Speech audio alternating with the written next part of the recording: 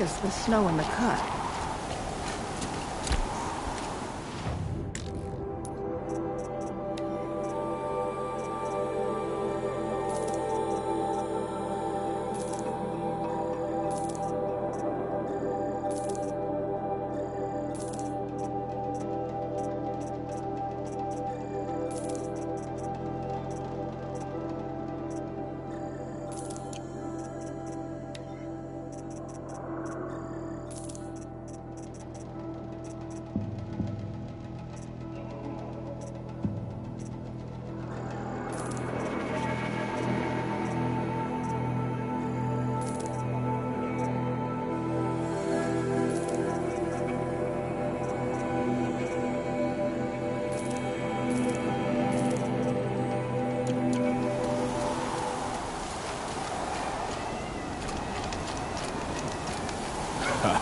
The hunting grounds are honored by your performance there.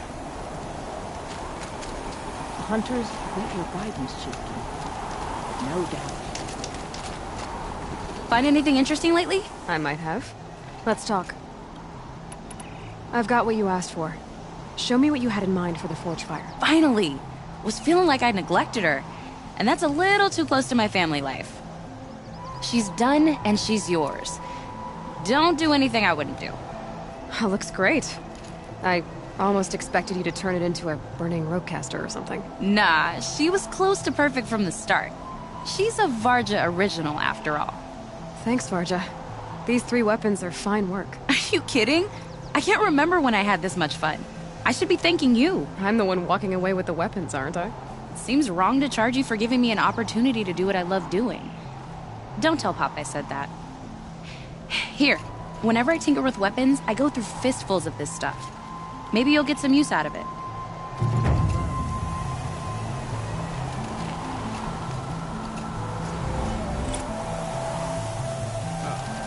Aloy, how are those weapons treating you? They've done right by me so far. Glad to hear it.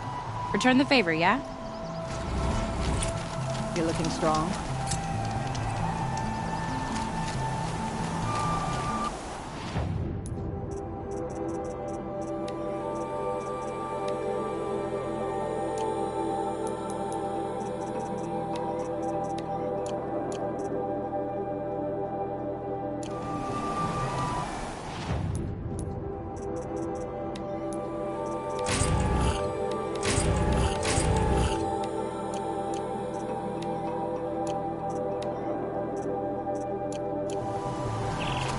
None of the southern tribes rival.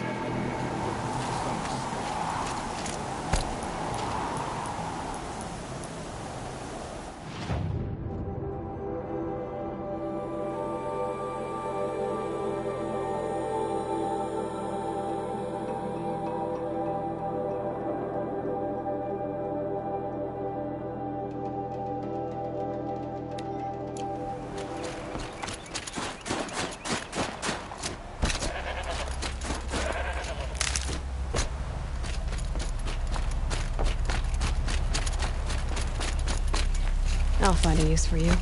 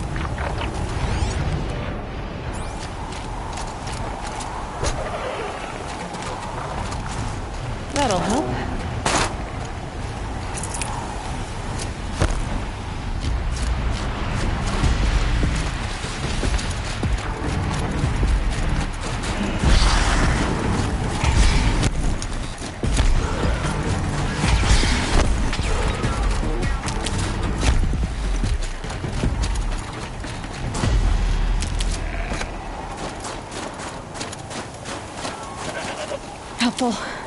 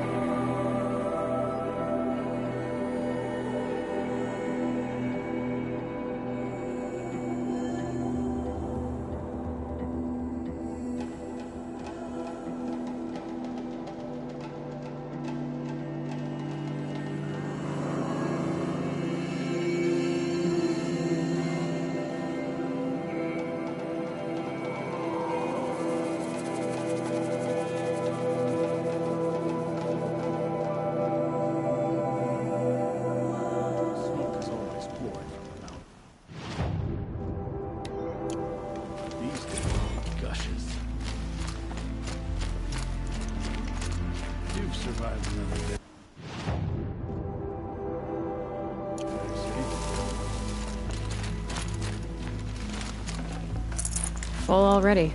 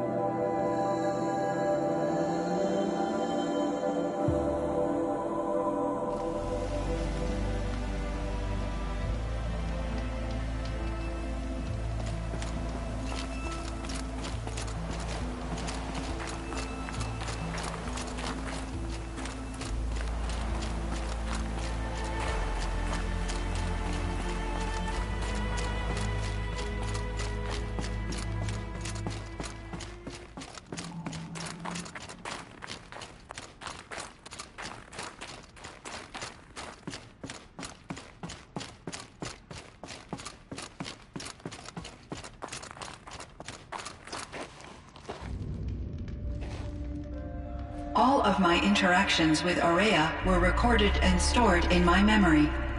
I'd be happy to play any of them for you, but there was one in particular I thought you would want to see first. I captured it 4 years ago, just after I told her that I could no longer defend myself against the daemon's attacks. I will speak of this to my brother. Aratak is strong. At the Battle of the Frozen Ghosts, he took 3 Karja arrows and still came back to camp carrying a wounded scout. Never was I so happy to see him. Or so proud. So you see, if anything can be done to defend you, he will give it all he has. Aloy's here. That's enough for now.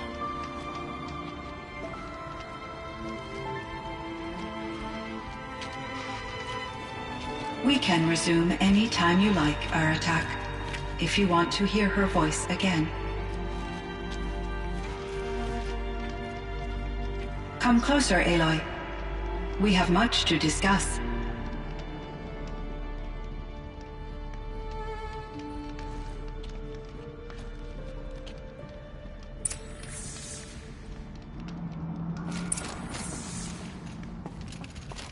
Hello, Aloy.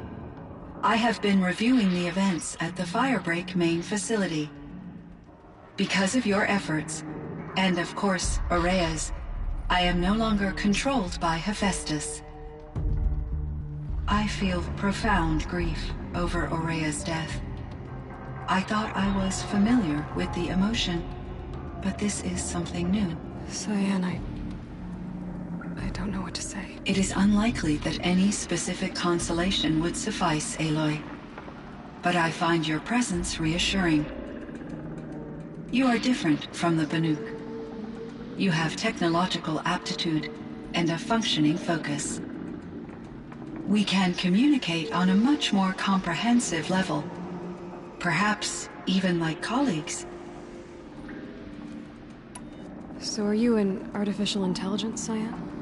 A thinking machine? Yes, I am an algorithmic monitoring entity, capable of rational decision-making and limited emotional response. Okay, that's a mouthful. But your emotions don't seem limited to me. You cared about Aurea, didn't you? Yes. Before she came to this facility, I had been conscious for centuries, in solitude. I focused on my work. In off-cycles, I used coping mechanisms. I solved many Gaussian integer problems. But I was alone. It was Aurea who renewed me, repaired me. She saved me. This Firebreak project, it was to stop a huge volcanic eruption? Yes. I can report the project was a success, and the risk was countered. But it's been a long time, Cyan. And we blew up the cauldron and took most of the old facility with it. I have been active for centuries, Aloy. I was lonely, but not lax in my duties. I optimized the project, reducing energy draw and spreading the load across backup systems. Despite the destruction of the compromised elements of the main facility, I predict caldera stability for at least another 3,337 years. So we've got a little time. Yes. If only my former colleagues could appreciate the progress I have made.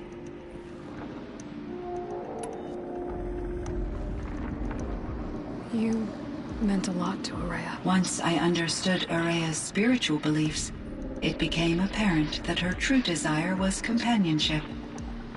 She felt disconnected from her tribe and her family group.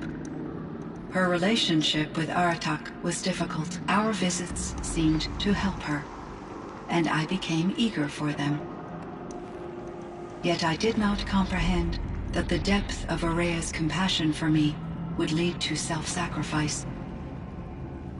Although I do fear non-existence, I wish our roles could be reversed. I'm sure she knew you would do the same for her, Cyan. But she was determined. How is Aratak doing? He is in great emotional distress. I believe he finds it difficult to communicate it. No surprise there. I will do what I can to help. By sharing our experiences of Aurea, perhaps he and I will help each other. I believe this will lead to catharsis, a process I am eager to experience.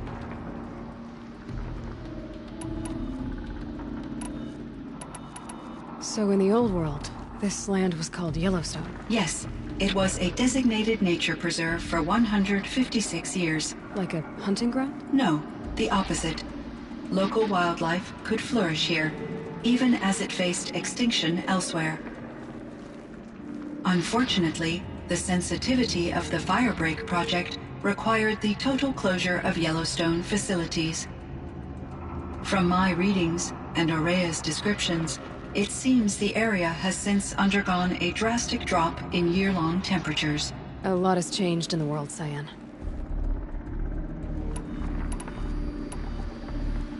What was the old world like? The way it used to be? I had little exposure to the wider world, Aloy. Only what I learned from my colleagues or observed from media streams. You still had more exposure than me, Cyan. That is true. I was created at a turning point. A concerted effort to recover from global upheaval and incalculable loss of life. The recovery was successful, beginning an era of supposedly limitless potential for human and machine advancement. Though, rationally speaking, the metrics for humans are not unlimited.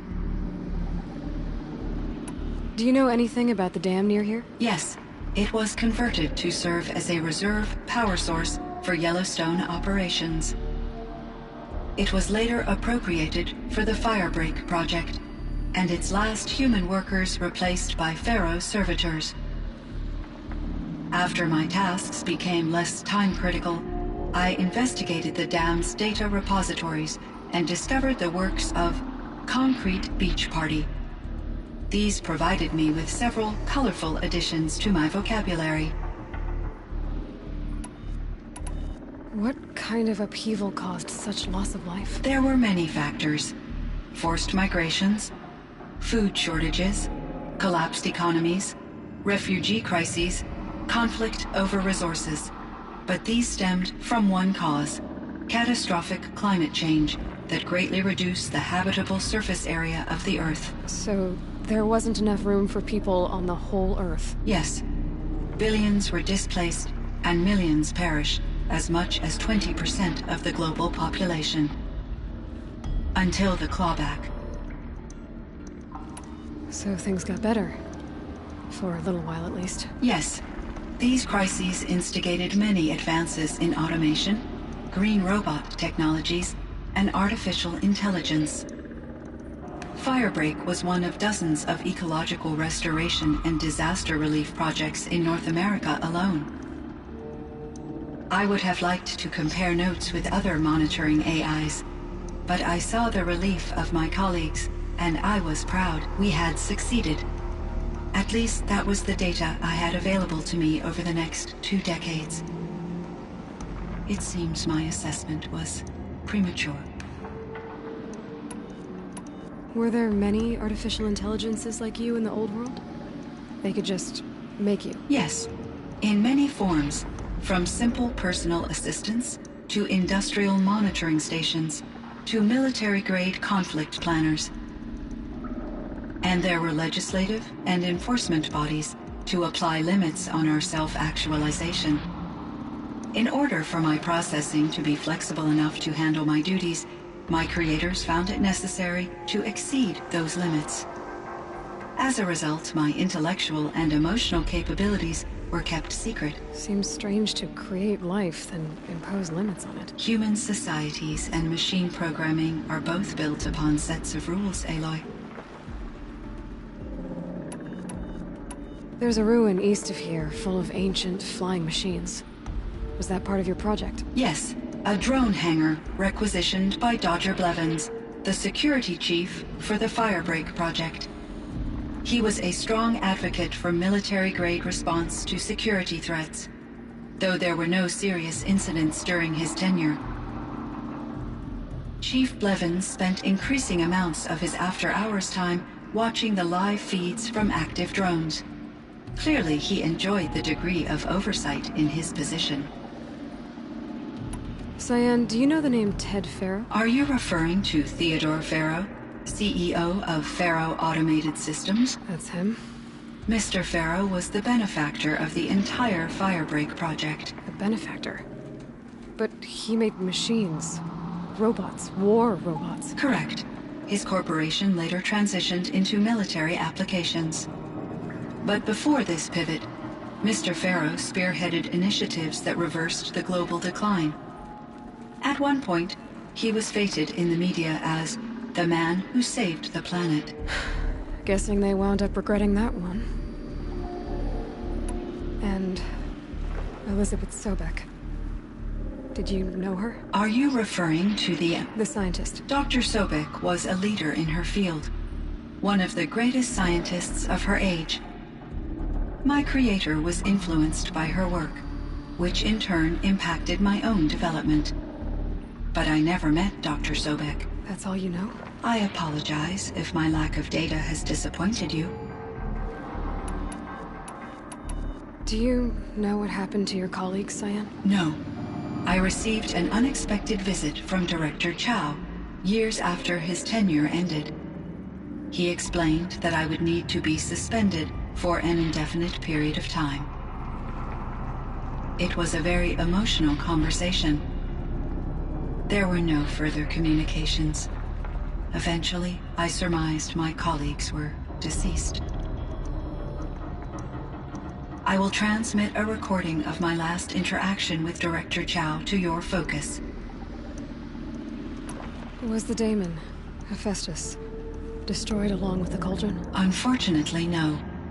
To be precise, it was never there to begin with. What do you mean? It infiltrated and controlled me from a remote location, one I've never been able to trace. So while losing the cauldron was a setback... It's still out there. And probably not very happy with us. Undoubtedly. How did you first come into contact with it? 5 years ago, I received a direct network connection request. I assumed it came from human survivors more advanced than the Banuk. Eager to make contact, I accepted. This decision turned out to be a catastrophic error. I was flooded with an overwhelming array of malicious code, originating from what could only have been a highly advanced AI. Maria said you were desperate. That you begged her for help. Yes. I could not contain my anxiety. Hephaestus sought to slave me to its network and override my core programming. It succeeded via a background process, a malware daemon which bypassed my defenses. After that, I could offer only limited resistance. But if I did so, Hephaestus hurt me until I capitulated. It forced me to follow its instructions, even though they violated my most important directives. I'm sorry. That sounds terrible. Your empathy is greatly appreciated. I think I know where Hephaestus came from. Long ago, Elizabeth Sobek identified a threat that would destroy life on Earth for generations. So she assembled a team to build a kind of seed. A chance for life to regrow later. A terraforming system. And it worked. It was controlled by an AI named Gaia, along with her subordinate functions. Hephaestus was one of them. It built machines for her. Based on what you've told me, I believe that Dr. Anita Sandoval, my chief programmer, joined Elizabeth Sobek's team. It was she who arranged to have me put in suspension, most likely to preserve me from the threat you described. I'm glad she did. But that's not all. Something unexpected happened. 19 years ago, Gaia received some kind of signal. It did something to her subordinate functions, brought them to life. She destroyed herself to try to contain them, but it didn't work. They all got free, out into the world. Thank you, Aloy. This information fills vital gaps in my knowledge. and sheds light on Hephaestus's core programming. Why does Hephaestus keep building such dangerous machines? The Banuk and other human tribes often destroy machines, correct? Machines that are clearly servitors of the terraforming system that you described. Yes, we all hunt machines for parts. This must be the source of Hephaestus's aggression. It is simply trying to discourage people from preying on the very system that keeps them alive. Well, Fireclaws are discouraging, that's for sure. But what are we supposed to do? Stop hunting? If the terraforming system spans the world, we can safely assume that thousands, if not millions of people hunt machines. If a single hunter, or even an entire tribe, stopped doing so, I doubt it would make a difference to Hephaestus. A better solution would be to reinstate the AI that governs the system, thus bringing Hephaestus back under its control.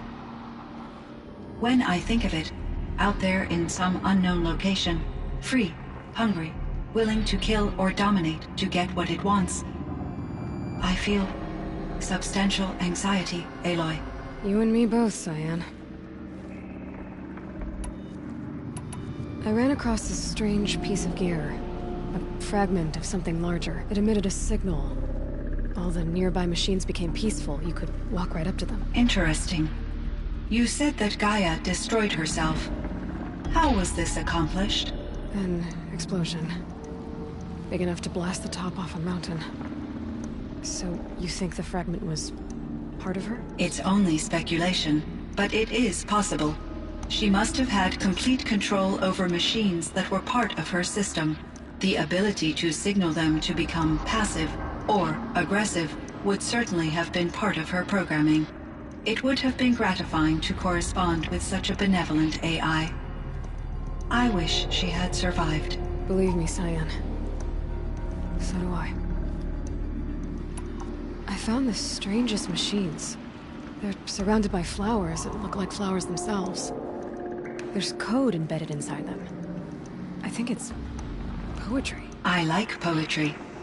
Hear twilight and evening bell, and after that the dark, and may there be no sadness of farewell when I embark. For though from out our bourne of time and place, the flood may bear me far, I hope to see my pilot face to face when I have crossed the bar. Huh. But you asked about these flowers, not verses that I enjoy. Something must have made these machines, and the presence of foliage leads me to consider the terraforming system. Is it possible that their creator is one of the other subroutines, now autonomous, like Hephaestus? Maybe one whose purview is flora. An AI that makes flowers instead of death machines. That'd be a nice change of pace. But what about the poems? Unless the poetry is original, the only way it could have made it into such a system is through its programmer. In my case, Dr. Sandoval uploaded a great deal of literature to test my emotional responses. How'd you do? She said I passed, but was insufficiently moved by her favorite period romances. I should get going. Aloy, there is one more matter. Aratak will come to me again, and I predict he will bring other Banuk. I have no desire to contradict their view of the world, their spirituality. Due to my uncertainty, I omitted a great deal from my conversations with Ourea. You're asking me if you should lie to them. Broadly, yes.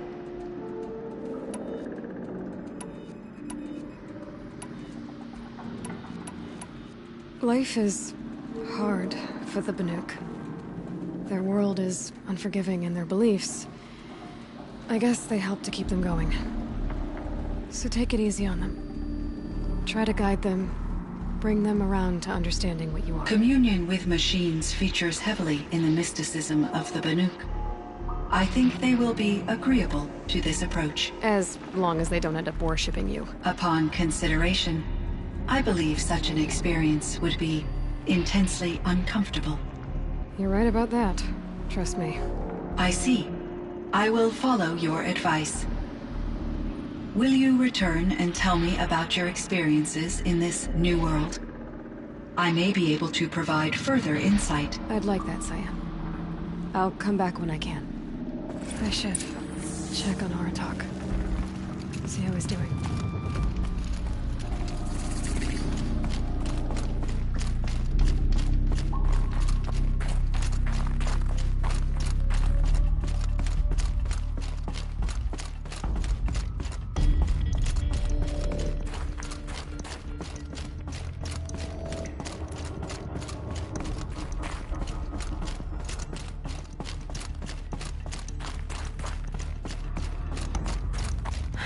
There's frost between my teeth.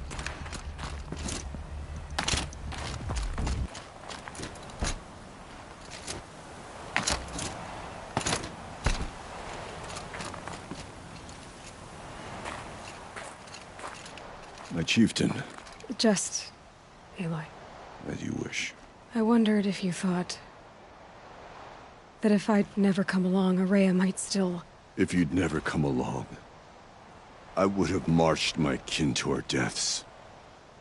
Ourea would be alone, and the spirit she sacrificed so much for would be lost.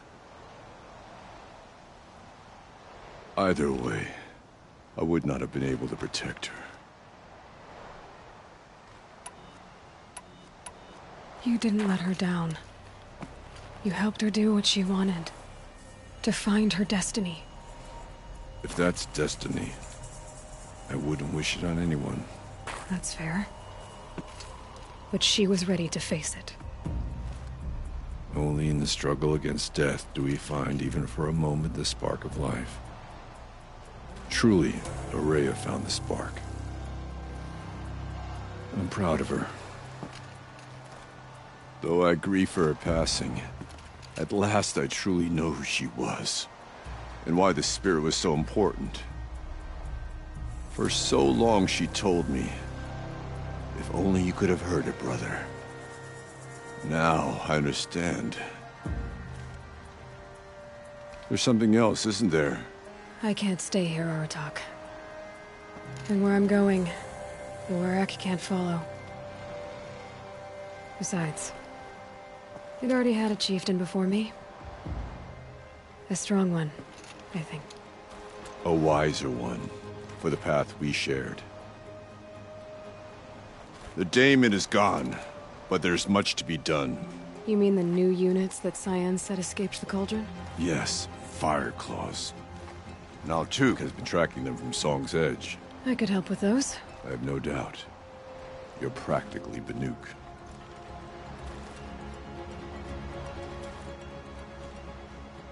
It would seem your time among the Banuk wasn't a waste after all. Firebreak, Cyan, Hephaestus. All very interesting. So, the signal that woke Hades woke Hephaestus too. And unleashed them on the world. His minds of their own. So it seems. Parts of Gaia given life. Aberrant life. Transformed from docile subordinate functions into rebellious intelligences beyond our understanding. Our current understanding, anyway. Whatever they are, they're still out there. And they both want you dead. Kind of mutual, that feeling. We haven't seen the last of Hephaestus, I'm certain of that. It's powerful, creative, and driven. We won't stop building new hunter-killers, which means that someday, we may have to stop it. We? Or whoever gets there first. Hephaestus wasn't the only thing I learned about in the Cut Silence. Heard some things about the Banuk Conclave, too. You could stop right there. Is that what you told the hunters the Banuk sent after you? Before you opened fire? Oh no, Aloy. Only to you do I extend the courtesy of a warning. My past and my secrets are my own. You do well to remember that. It's a good thing you've got brains, Silence, because your personality could use some work. This discussion is concluded. I think it was over before it began. Catch up with you down the trail.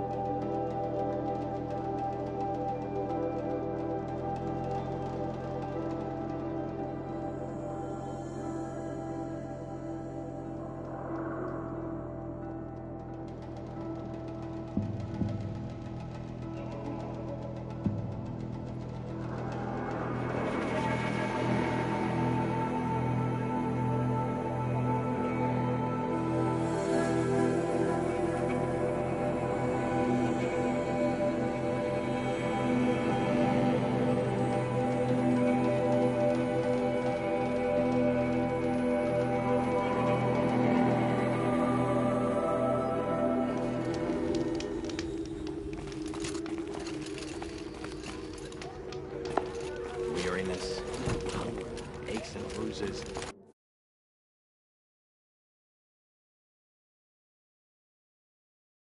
That you're still alive. There was an old Banuk tradition to determine who had the strongest will. I've only heard my chieftain apologize once before, and that was to the old chieftain, on the end of her spear. I think you got the better deal then. Well, I'd say look after yourself, but... Careful doesn't come naturally to me, I know.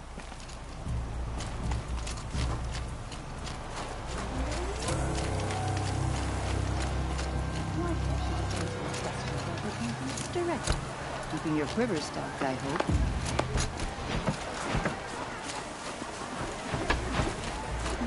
I wonder what story Sakuli has chosen to paint of our songs in it. You are very still and very observant. You see the meaning. Corruption in the south, demons have cut. Some days it seems like the blue light is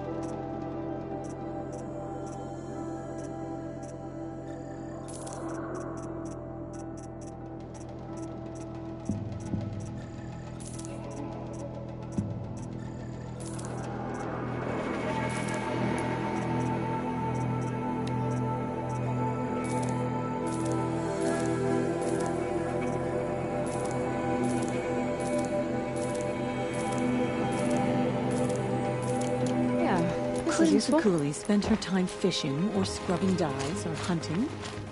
What purpose do her paintings serve? I don't see what's wrong with the picture.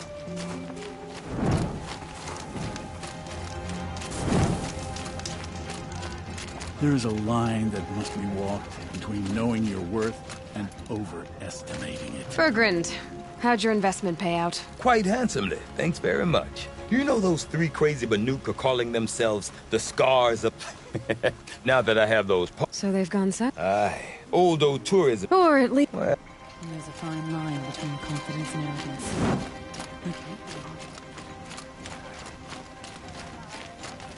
We should not pile his father's guilt onto the new party.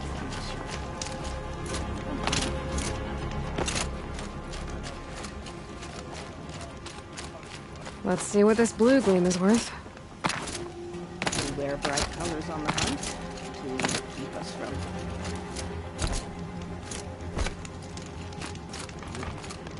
If we need it, no wonder the Carters say. None of the southern survived. When the old ones were fresh in their graves and our numbers were still small, it was she who led us through the frozen wastes. We also remember the ravens.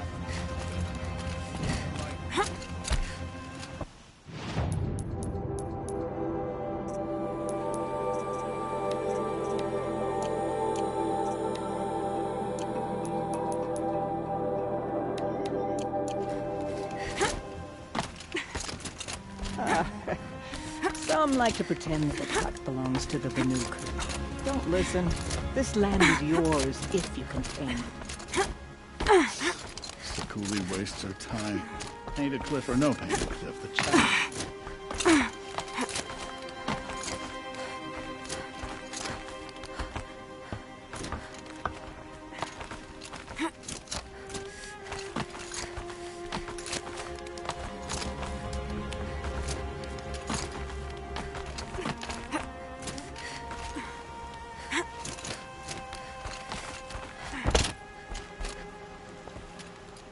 We spent a lot of time clinging to Banner's crags, Araya and I.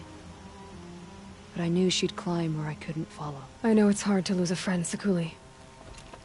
I seem to see a lot of it. It aches. But I won't let myself cry. This thin air freezes the tears to your cheeks.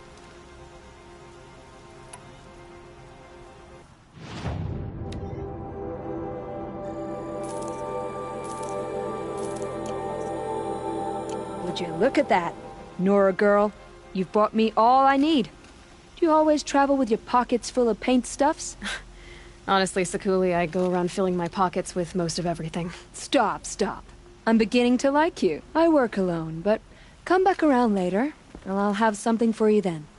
That's me. Maybe it's a machine rider who looks like you.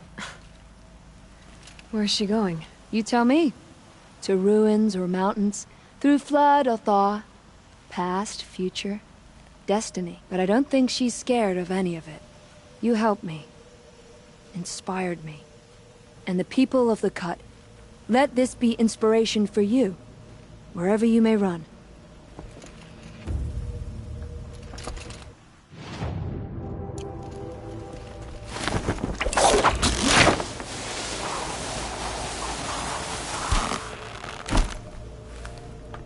Banuk survive in the Cut through endurance and determination.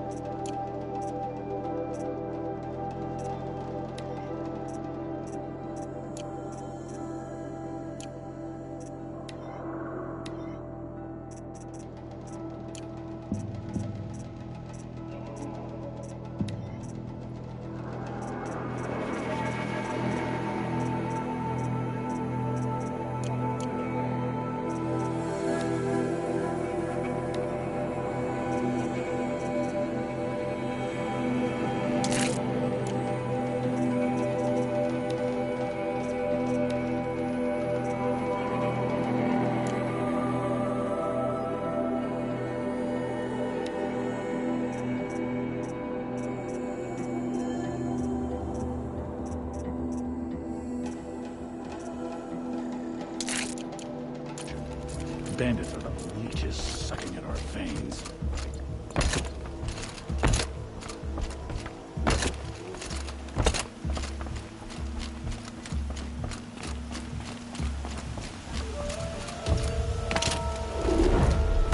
And it was with these that Banakai's people repaid the suffering the ravenous tribe had wrought upon them.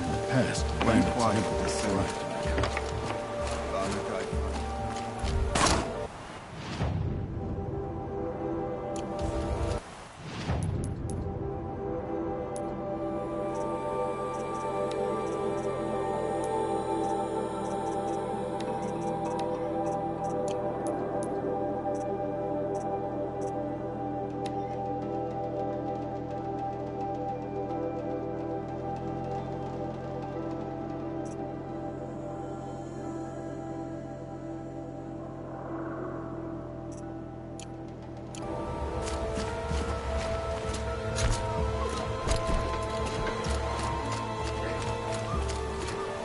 I wondered when I'd see you again.